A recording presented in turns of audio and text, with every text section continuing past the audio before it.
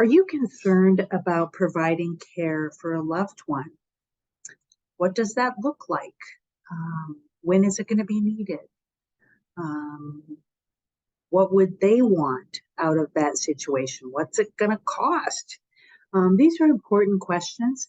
And in my experience, the sooner we start asking these questions and coming up with a plan, the more options you have for the care of your loved ones. My name is Roxane Webster. I'm with my home team at Keller Williams. I'm not only a real estate agent, I'm a real estate planner.